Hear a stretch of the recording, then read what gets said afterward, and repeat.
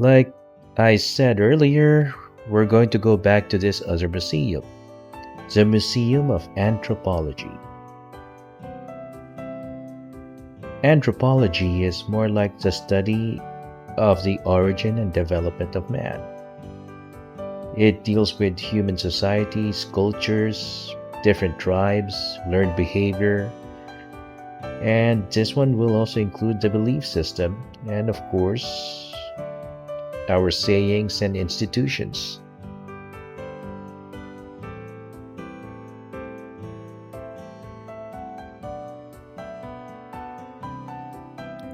Learning your past is an important thing because, believe it or not, you're actually writing a story. In fact, we're all writing a story.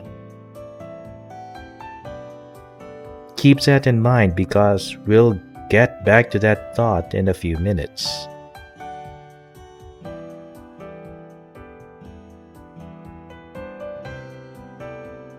It is still a long walk getting to the building.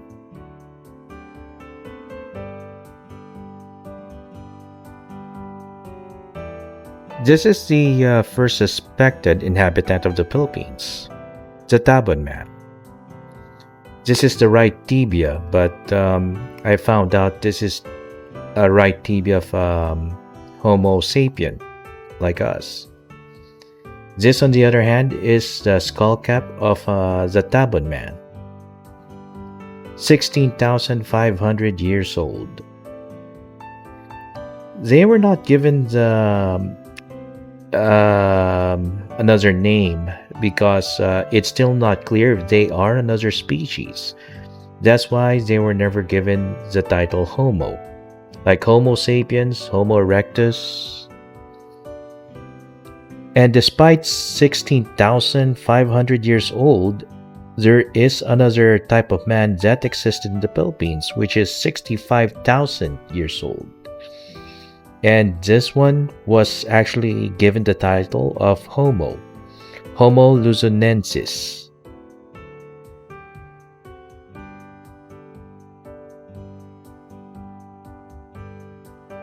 Homo luzonensis was given the title Homo because it really is a different species of man. It's long been extinct, and of course, you're not going to see any Homo luzonensis at this point in time. However, let's take a look at another type of man, something that still exists up to this day. They made the tools that we're looking at right now, and I'd like to introduce you to what we call the Eta tribe. They are a group of African tribes that was able to reach the Philippines by the land bridge. This is what they look like. They like to hunt, and of course, they still make fire the traditional uh, friction way. Any outdoorsman will know how to make fire using two bamboos.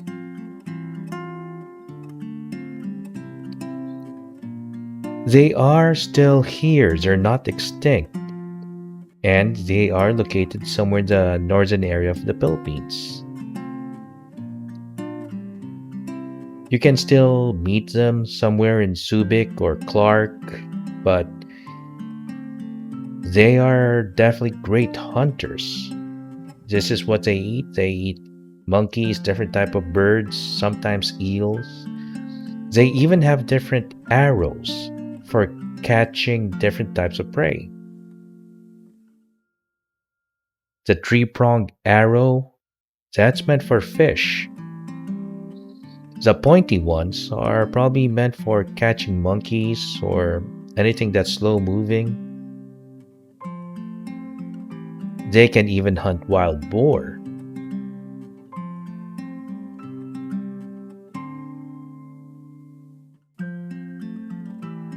And just like arrows, they also have their different types of bows. They use anything that's readily available. Remember the three-pronged arrow I was talking about? After reading some notes, they it's I was told that it's nothing more than umbrella wires.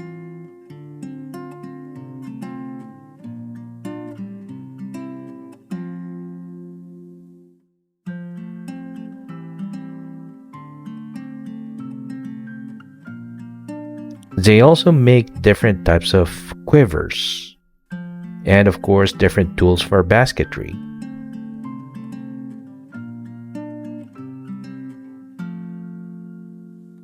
Let's pay a visit to Mindanao. These are mythological animals that you might see every now and then in that area. The burak, the sariwanok, most of them came from the Muslim culture. It does make sense that it is influenced by the Muslim culture because we've been trading with a lot of people, even before the Spaniards came in. We've been trading with the Chinese, the Arabs, the Vietnamese, the Burmese, almost everyone in the Southeast Asia. We even have the different type of carpets.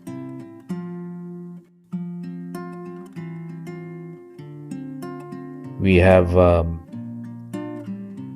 strangely enough, we have shields, and it kind of reminds me of some shields that I normally see in Western culture, even cannons.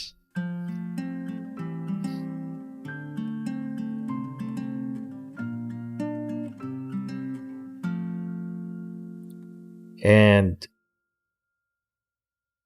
looking at the different swords, you can see the kris, the scimitar, the kampilan, and some other blades that I never realized are there, but I can tell which ones are used for fighting and which ones is simply used for agriculture. The one with the hand guards are the one used for fighting.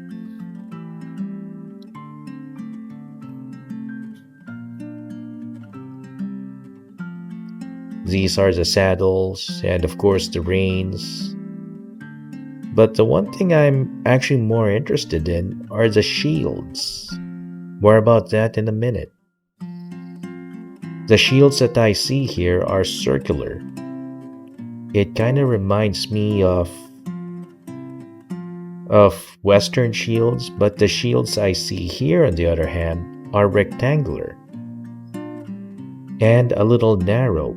In my It doesn't look like it offers much protection, and I'm suspecting the shields itself is sometimes used as a weapon.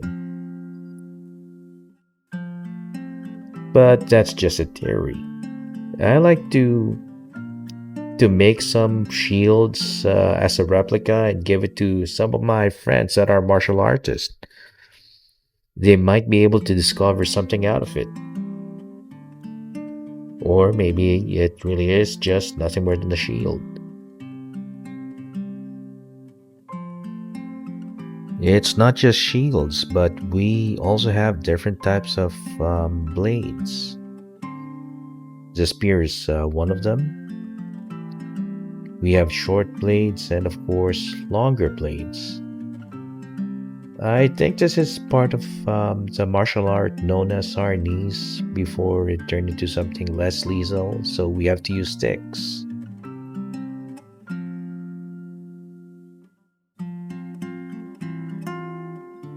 Let's now pay attention to the Ifugao area, or the Cordilleras. These crafts are created by the locals in that area. Different pouches, different bags, different basketry. And of course, their shelter will look a little different. Usually it's like a house on stilts. And just like the people of Mindanao, They also have shields. I don't know why I'm fascinated with shields, but it really makes me think of what type of martial art is being used in that area. Maybe it's different. Maybe the shields are being used in another way, but a shield is a shield. The way the shield is actually held is actually using your hand, not your forearm. It kind of reminds me of a fist like weapon, a blunt force weapon for that matter. Now, unfortunately, I really cannot see the backside of the shield, but I can assure you the handle is not meant for your forearm.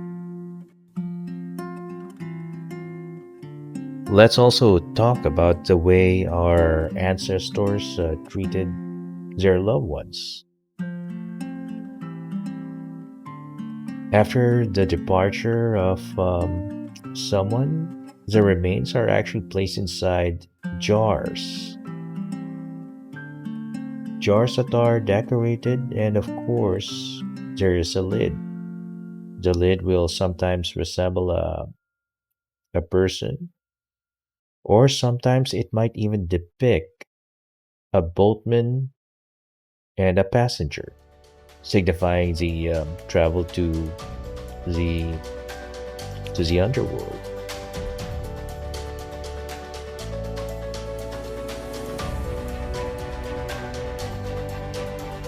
Remember when I said you're writing a story? That's because you're part of the human race.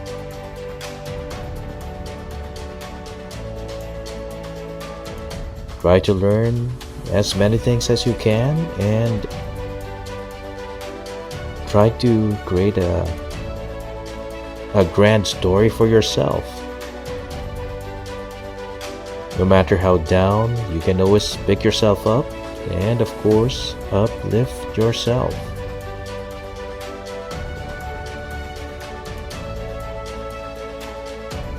Give it one hell of an ending.